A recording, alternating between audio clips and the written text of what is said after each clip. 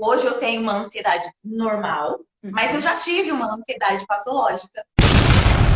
Então, eu sempre estou assim, me trabalhando, né? Fazendo uma prevenção para que isso não aconteça de novo, para que essa ansiedade não saia de desequilíbrio. E aí, então, deixa eu explicar aqui, dar um exemplo para vocês da ansiedade normal. Quando a gente fala ansiedade normal e patológica, fica muito estranho, né? Como assim? Uhum. A gente tem a ansiedade que é normal? Muitas pessoas só veem a ansiedade como um bicho-papão, né? Muito ruim, me traz um monte de coisa ruim, me faz sentir muita coisa ruim.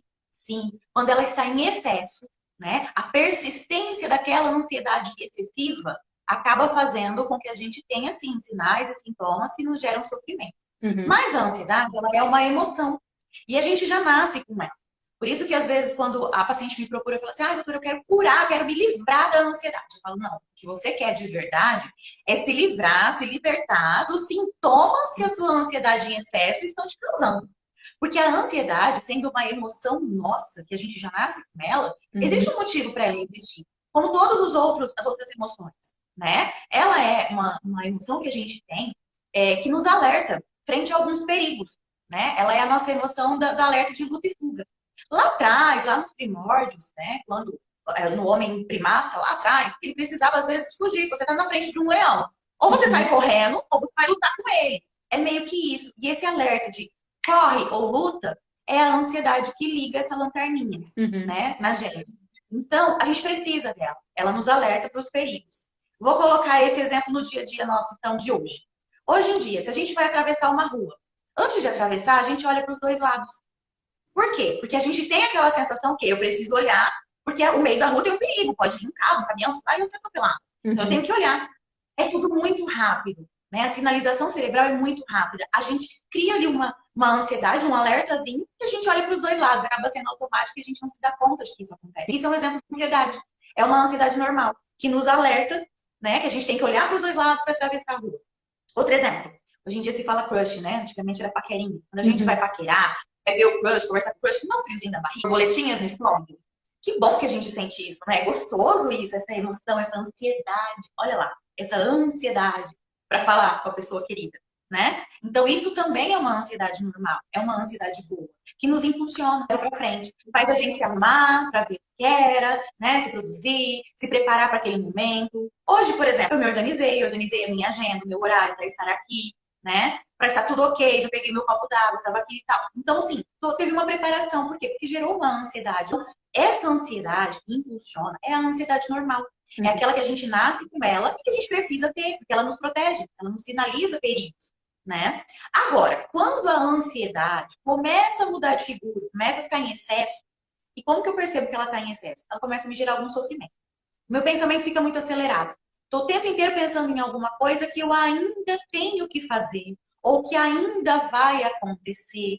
É aquele excesso de futuro no presente. A pessoa não consegue viver o presente, ela não está aqui agora. Ela está pensando já no amanhã.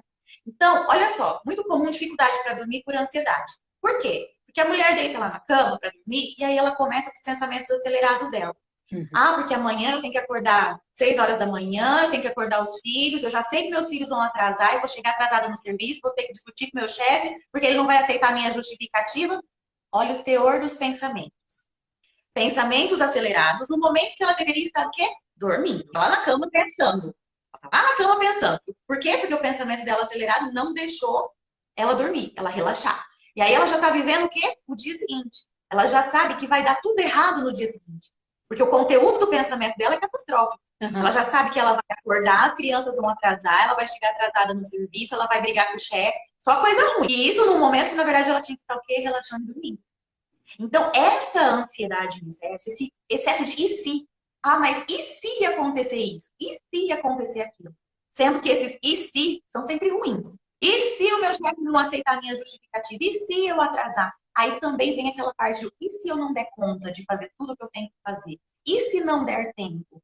Esse excesso de futuro, essa preocupação o tempo todo, essa preocupação frequente, esse pensamento acelerado, né, que acaba trazendo um sofrimento. Por Uhum. quê? Porque isso vai prejudicando, ela perde a noite de sono, né? No dia seguinte, ela não consegue, às vezes, concluir tanta coisa que ela tinha que fazer, porque é É um tanto repito, né? pensamento que ela não consegue se organizar para fazer tudo.